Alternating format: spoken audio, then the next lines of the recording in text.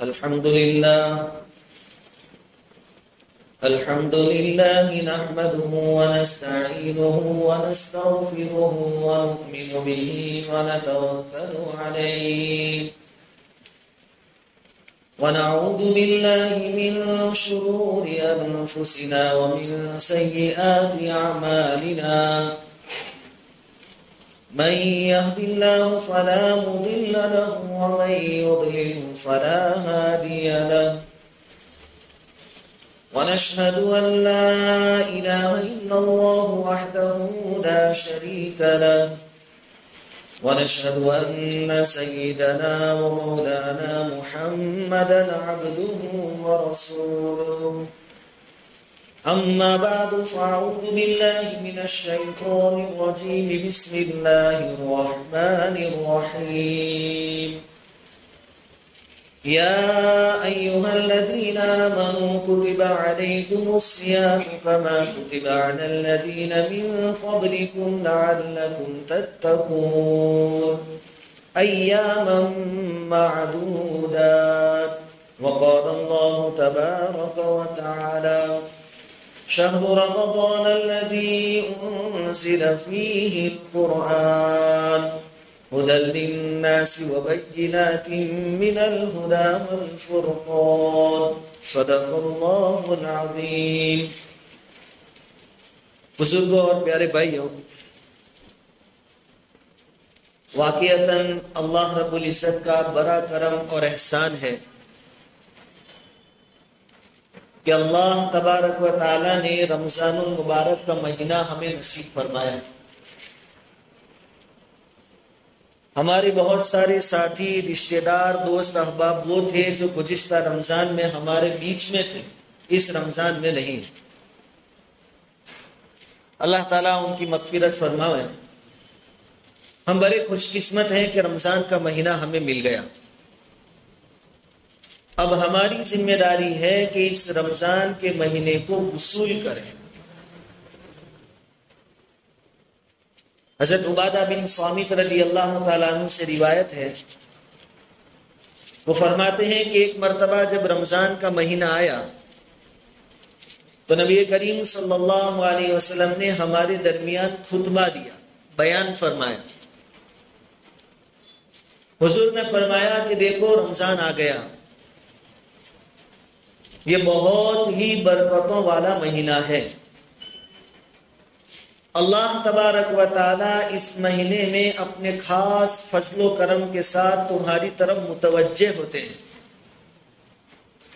اپنی خاص رحمتیں تم پر نازل فرماتے ہیں، تمہاری دعاؤں کو قبول فرماتے ہیں اور تمہاری خطاؤں کو معاف فرماتے ہیں. آگے فرمایا کہ اور اس مہینے میں نیکیوں کے ذریعے تم ایک دوسرے سے سبقت لے جانے کی جو کوشش کرتے ہو، آگے بڑھ جانے کی جو کوشش کرتے ہو نیکیوں کے ذریعے، اس منظر کو دیکھ کر اللہ بہت خوش ہوتے ہیں اور اپنے فرشتوں کو وہ منظر دکھاتے ہیں کہ دیکھو میرے بندے کیا کر رہے ہیں. ایک کہتا ہے میں نے آج رمضان کے پہلے روزے میں 3 سپارے پڑھے، دوسرا کہتا ہے الحمدللہ میرے 5 ہو گئے، میں تجھ سے آگے.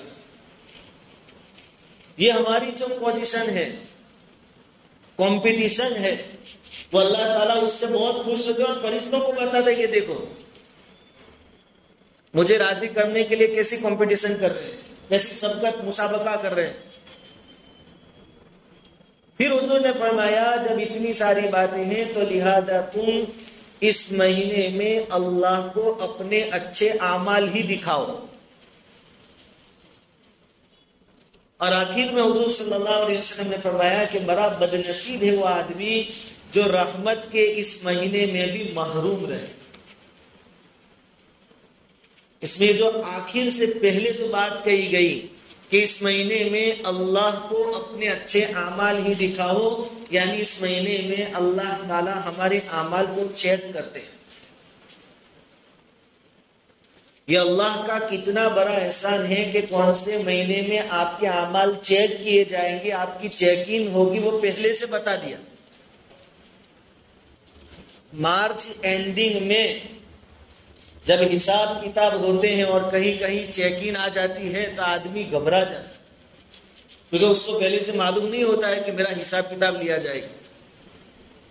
لیکن اگر پہلے سے معلوم ہو کہ میرا حساب کتاب ہونے والا ہے تو اپنے حساب کتاب کے چوپڑے بالکل کلیئر کر کے رکھے گا، انکم اور خرچ کو بالکل میچ کر کے رکھے گا، کوئی گڑبڑ نہ ہو. لیکن وہاں پہلے سے بتایا نہیں جاتا کہ اس تاریخ کو اس مہینے میں آپ کی چیکنگ ہونے والی. اللہ رب العزت کے وہاں معاملہ بڑا عجیب ہے. پہلے سے بتا دیا کہ رمضان میں آپ کے اعمال کی چیکنگ ہونے والی ہے، اعمال درست کر لینا. اور حضور نے بھی بتا دیا کہ رمضان میں چیکنگ آنے والی ہے، اللہ تمہارے نامہ اعمال کو دیکھے گا، اپنے اچھے اعمال اللہ کو دکھاؤ، یعنی اچھائیاں ہی کرو رمضان کے مہینے. تو اس مہینے میں طرح طرح کی نیکیاں ہم کریں. یہ مہینہ باقی 11 مہینوں سے بہتر ہے. اس کی وجہ کیا؟ آپ کوئی آدمی عاشق مزاج ہو دنیاوی عشق کے اعتبار سے، اس سے پوچھیں کہ تیرے نزدیک کون سا مہینہ اور کون سی تاریخ بہتر ہے. دنیاوی اعتبار سے جو عاشق ہوتا ہے وہ وہی کہے گا کہ وہ ڈیٹ اور وہ تاریخ جس میں میری ملاقات اپنی معشوقہ سے ہوئی تھی، وہ تاریخ سب سے یادگار. اسی لیے تو جس تاریخ میں آدمی کی شادی ہوتی ہے 1 سال کے بعد اینیورسری مناتے ہیں کہ یادگار دن، اس میں میری شادی ہوئی تھی. دوسرے سال دوسری اینیورسری، اتنے سال ہو گئے، یہ یادگار دن بچ گیا کیونکہ اس میں ایک بہت بڑا واقعہ پیش آیا تھا کہ اس کی شادی ہوئی. رمضان المبارک میں ایک بہت بڑا واقعہ پیش آیا، قرآن کریم نازل ہوا. شہر رمضان الذی انزل فیہ القرآن. اس لیے قرآن جو رمضان میں نازل ہوا تو رمضان کا مہینہ یادگار بن گیا. قرآن کی برتھ ڈے ہے رمضان، جیسے ہم نہیں منانی چاہیے پھر بھی اپنے بچوں کی مناتے ہیں. قرآن کی برتھ ڈے ہے رمضان. قرآن کلام الہی ہے، اللہ کا کلام ہے، اور کلام الہی کو روزے کے ساتھ بہت تعلق ہے. کیسے کہ کلام الہی یہ روحانی غذا ہے، روحانی، اور ہم جو کھاتے ہیں وہ مادی غذا کہلاتی ہے. اب اگر آپ رمضان میں کھاتے پیتے رہیں اور روزہ نہ رکھیں تو آپ کے جسم میں، آپ کے معدے میں مادی غذا پہلے سے بڑی پڑی ہے اور اوپر سے روحانی غذا آ رہی ہے تو ڈبل ڈوز ہو جائے گا. اور جب روحانی اور مادی غذائیں جمع ہوتی ہے تو مادی غذا غالب آ جاتی ہے. پیٹ بڑا ہو تو آدمی کو نیند آ جاتی، سستی آتی ہے، پڑھ نہیں پاتا. اسے کہا کہ رمضان میں رات کو تراویح پڑھو کیونکہ دن بھر تم بھوکے رہے، آپ کا معدہ خالی ہے. جب آپ بھوکے ہیں، جگہ ہے، اب آپ کے اوپر قرآن کی شکل میں روحانی غذا اترے گی اور یہ روحانی غذا تمہاری زندگی بدل دے گی.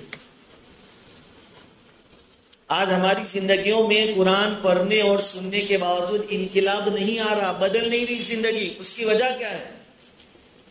کہ ہمارے یہ جو برتن ہے، برتن جس کے اندر ہمیں روحانی غذا حاصل کرنی ہے، وہ برتن خراب ہے. صحیح معنی میں بندہ اگر روزہ رکھے، پیٹ کا بھی روزہ، آنکھوں کا روزہ، کانوں کا روزہ، دل دماغ کا روزہ، ہاتھ پیر کا روزہ، آنکھوں کو حرام چیزیں دیکھنے سے بچایا، پیٹ میں حرام چیز جانے سے بچایا، ہاتھ اور پیر سے غلط کام نہیں کیا اور بالکل اچھی طرح روزہ رکھا، پھر رات کو تراویح میں قرآن سنے گا، یہ قرآن کا سننا اس کی زندگی بدل دے گا. خالی پیٹ روحانی غذا بہت اثر کرتے ہیں. اس لیے اس مہینے میں کھانا ڈبل نہیں کھانا ہے بلکہ کم کھانا ہے تاکہ روحانی غذا ہمیں زیادہ سے زیادہ نصیب ہو. آسمان سے جتنی کتابیں اللہ رب العزت نے نازل فرمائی سب رمضان المبارک میں نازل ہوئی. موسیٰ علیہ السلام کو تورات دینے کا وعدہ کیا تو اس سے پہلے اللہ تعالیٰ نے فرمایا 30 دن روزہ رکھو تاکہ مادی غذاؤں سے معدہ خالی ہو جائے اور ایک نورانیت پیدا ہو جائے، اس کے بعد روحانی غذا ملے گی. موسیٰ علیہ السلام نے 30 دن کے روزے رکھے. جب 30 دن ختم ہو گئے موسیٰ علیہ السلام بہت خوش تھے کہ آج مجھے تورات ملے گی، اللہ کی کتاب ملے گی، اب اللہ سے ہم کلامی ہوگی، اور چونکہ بھوکے رہے تھے، مفسرین نے لکھا ہے کہ موسیٰ علیہ السلام رات دن دونوں کا روزہ رکھتے تھے، نہ دن میں کھانا نہ رات میں کھانا، تو بھوک کی وجہ سے معدے میں سے بدبو نکلتی ہے، معدے میں سے، منہ میں سے نہیں، معدے میں سے بدبو آتی ہے خالی معدے کی وجہ سے۔ تو موسیٰ علیہ السلام نے یہ سوچا کہ آج تو اللہ تعالیٰ سے بات کرنی ہے، تو ذرا منہ کی صفائی ہو جائے۔ منہ کی صفائی کا ہم لوگ خیال نہیں رکھتے، بہت سارے لوگ ہیں بات کرنے میں بھی منہ سے ان کے بدبو آتی، کم سے کم چائے پینے کی عادت ہے، کچھ کھا پی لیا، مسواک رکھے اپنی جیب، منہ کی صفائی۔ خیر موسیٰ علیہ السلام نے مسواک کر لیا تو مسواک کا کچھ ذائقہ، اس کا کچھ رس پیٹ میں چلا گیا، چونکہ اب روزہ تو رکھنا نہیں تھا، 30 روزوں کی بات ہوئی تھی، اب چونکہ منہ سے جو بدبو آ رہی تھی معدے کے ذریعے، مسواک کر لیا، اس کا رس پیٹ میں چلا گیا تو وہ بدبو ختم ہو گئی۔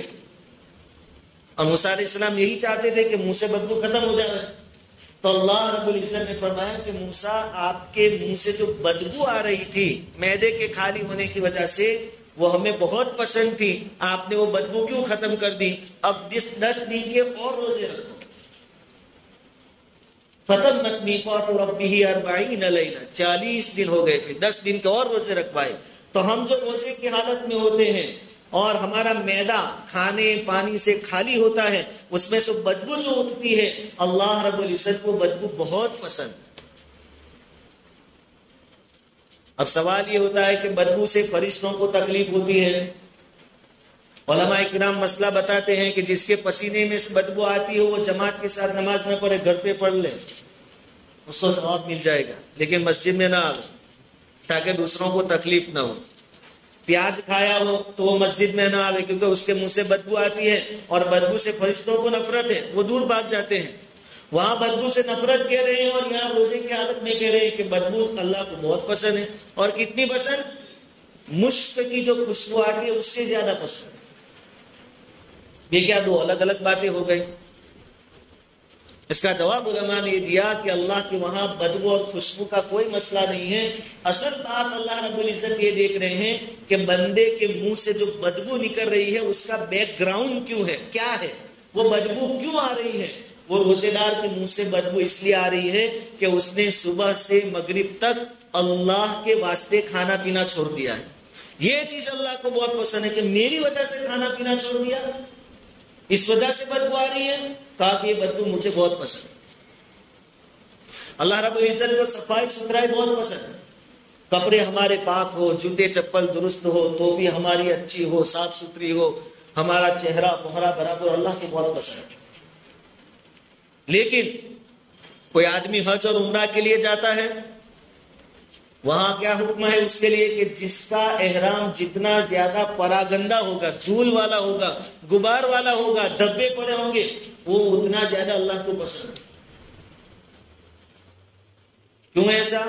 اللہ کو تو صفائی پسند تھی، پھر یہاں یہ کیا کہا کہ یہاں یہ جو میلا کچیلا ہوا ہے، اس کے بالوں میں، اس کے کپڑوں میں، احرام کی چادروں میں جو دھبے لگے ہیں، مٹی لگی ہے، وہ کس وجہ سے لگی ہے؟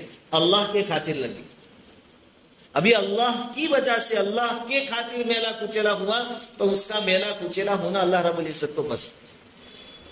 تو ہم اللہ کے فضل سے رمضان میں روزے رکھیں گے، اس میں بھوکے پیاسے رہیں گے، ہمارے منہ سے جو بدبو آئے گی معدے کی، وہ اللہ رب العزت کو بہت پسند۔ باقی کوئی دنیا کی ایسی بدبو نہیں جو اللہ کو پسند ہو، سوائے روزے دار کے منہ کے بدبو کی۔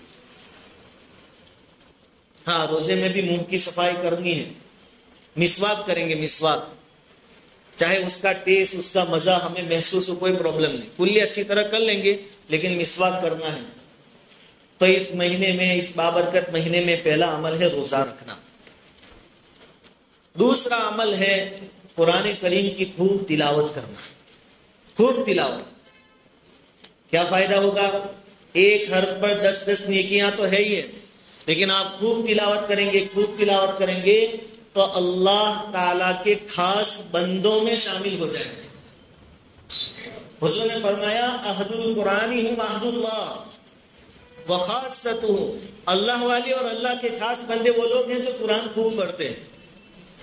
اور یہ سب بھاگ دوڑ، یہ بھوک پیاس برداشت کرنا، رات کو اٹھنا، سحری کھانا، اور پھر رات کو تراویح پڑھنا، دن بھر تھکے ہیں اس کے باوجود، یہ سب کیوں ہے؟ اللہ کا لادلا بننے کے واسطے یہ سب ہے۔ تو آپ قرآن جتنا زیادہ پڑھیں گے اتنے اللہ کے لادلے بنیں گے۔ اور کوئی کسی کا لادلا بن جاوے، داہنا ہاتھ بن جاوے، رائٹ ہینڈ بن جاوے، پھر تو بہت فیسلٹی ملتی ہے۔ دنیا میں ایک آدمی کہتا ہے کہ میں پی ایم کا خاص آدمی ہوں، اور اسی کے نام پر کشمیر جاتا ہے، گھومتا ہے، وی آئی پی کلچر پورا 5 اسٹار ہوٹلوں میں کھاتا پیتا ہے۔ کس نسبت پر؟ میں پی ایم کا خاص آدمی، حالانکہ وہ ہوتا بھی نہیں۔ جب پی ایم کے خاص آدمی کو اتنی فیسلٹیز مل سکتی ہے، جبکہ وہ جھوٹا ہوتا ہے اپنی بات میں، اگر ہم اللہ کا قرآن خوب پڑھیں گے تو حضور نے گارنٹی دی ہے کہ تم اللہ کے خاص بن جاؤ گے، پھر تو ہمیں کتنی فیسلٹی ملے گی۔ اللہ تعالیٰ کا ارشاد ہوگا یہ تو میرا خاص بندہ ہے۔ اہل القرآن ہم اہل اللہ و خاصت۔ اس لیے اس مہینے میں قرآن کی خوب تلاوت، خود پڑھیں، پھر رات کو تراویح کی 20 رکعت میں سوا پارہ سنیں۔ ایک عمل تم نے یہ کیا کہ آپ نے خود پڑھا، دوسرا عمل رات کو یہ ہو گیا کہ آپ نے اس کو سنا، اور تیسرا کام رمضان میں کچھ وقت فارغ کر کے قرآن کو سمجھنے کی بھی کوشش کریں۔ معتبر علماء کرام کی تفسیریں ہیں، قرآن کے ترجمے ہیں، مختصر اس کو پڑھیں۔ اور اللہ کے فضل و کرم سے ہماری بستی میں رمضان میں تفسیریں بھی ہوتی ہیں۔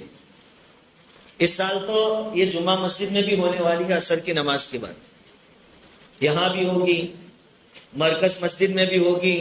آپ وہاں بیٹھے آدھا گھنٹہ، 35-40 منٹ کا مسئلہ ہے، لیکن اللہ کیا کہنا چاہتے ہیں؟ ہم دعوے تو کرتے ہیں کہ ہمارے پاس قرآن ہے، کسی کے پاس ایسی کتاب نہیں ہے، لیکن ہمیں خود معلوم نہیں کہ قرآن ہم سے کیا کہہ رہا ہے۔ تھوڑا بہت سمجھنا ہو تو یہ بہترین موقع ہے، کچھ وقت نکالیں، آدھا گھنٹہ 40 منٹ، اور آپ جتنی دیر بیٹھ کر سنیں گے وہ عبادت میں گنا جائے گا۔ آپ عبادت میں مشغول ہیں، آپ صرف نماز پڑھے وہی عبادت نہیں ہے، وہ بھی عبادت ہے۔ آپ قرآن خود پڑھے وہ بھی عبادت ہے، آپ قرآن تراویح میں سنے وہ بھی عبادت ہے، اور آپ قرآن کی تفسیر سنے، اس کا ترجمہ پڑھے، یہ سب عبادت ہے۔ تو اس مہینے میں قرآن نازل ہوا، خاص تعلق اور کانٹیکٹ ہے دونوں کو، قرآن کو اور رمضان کے مہینے کو۔ تو اس مہینے میں جتنا ہو سکے قرآن پڑھے۔ قرآن کے متعلق ہمارے نوجوان خاص کر کے کہتے ہیں کہ ہم جب پڑھتے تھے تب تو پڑھ لیتے تھے، لیکن بہت سال ہو گئے، اب پڑھنا چھوٹ گیا، تو اب جیسا پڑھنا چاہیے ویسا ہم سے پڑھاتا نہیں۔ یعنی ان کا مطلب یہ ہے کہ ان کو یاد تو ہے، صرف یاد کروانا ہے، سبق بلا ہوا پڑھانا ہے۔ اس کے متعلق میں نے وہ بیان میں اعلان کیا تھا کہ رمضان میں روزانہ دوپہر کو 1 سے لے کر 1:30 بجے تک، یعنی آدھے گھنٹے تک، مرکز مسجد میں خود بیٹھنے والا ہوں۔ ایسے نوجوان جو چاہتے ہو کہ قرآن آتا تو ہے، کوئی تھوڑا بہت سننے والا مل جائے، یا کچھ دھکا لگانے والا مل جائے، کچھ پڑھانے والا مل جائے، تو ہمارا قرآن کمپلیٹ ہو جائے۔ اگر کسی کو شوق ہے کہ ہم اپنا قرآن سناویں اور بھول کو اس کو پکڑ لے اور سدھار لے، تو اس کے لیے انشاءاللہ روزانہ دوپہر کو 1 بجے سے لے کر 1:30 بجے تک مرکز مسجد میں بیٹھوں گا، ایسے نوجوانوں کے لیے، اور جو بھی بڑی عمر کے بھی آنا چاہے اجازت۔ ہاں، جمعہ کے دن چھٹی رہے گی انشاءاللہ۔ تو رمضان کے مہینے میں روزہ ہے، تراویح ہے، کلام پاک کی تلاوت ہے، اور دعاؤں کا اہتمام ہے۔ ہم جب بھی کوئی بڑا آدمی ملتا ہے کہتے دعا میں یاد رکھنا۔ اس مہینے میں خود دعائیں مانگ کر دیکھو، جو مانگو گے اللہ رب العزت کی طرف سے مل جائے گی۔ اس لیے چلتے پھرتے دعاؤں کا اہتمام کریں۔ حضور نے فرمایا کہ 4 چیزیں اس مہینے میں مانگو، 4 طریقے سے۔ ایک تو اللہ کی حمد بیان کرو، پھر استغفار کرو، جنت مانگو، جہنم سے نجات چاہو۔ یہ چاروں چیزیں ایک لائن میں علماء نے جمع کر دی۔ کیا پڑھنا ہے اس مہینے میں کثرت سے؟ لا الہ الا اللہ، اللہ کا ذکر ہو گیا، استغفر اللہ، استغفار ہو گیا، اسألک الجنہ، جنت مانگ لی، واعوذ بک من النار، جہنم سے نجات مانگی۔ تو یہ دعا پڑھتے رہیں، لا الہ الا اللہ، استغفر اللہ، اسألک الجنہ، واعوذ بک من النار۔ خیر اس مہینے میں جتنی ہم سے عبادتیں ہو کرتے رہیں، اللہ رب العزت ہر ایک کو طاقت اور حوصلہ نصیب فرماوے، رمضان کی قدردانی کی توفیق عطا فرمائے۔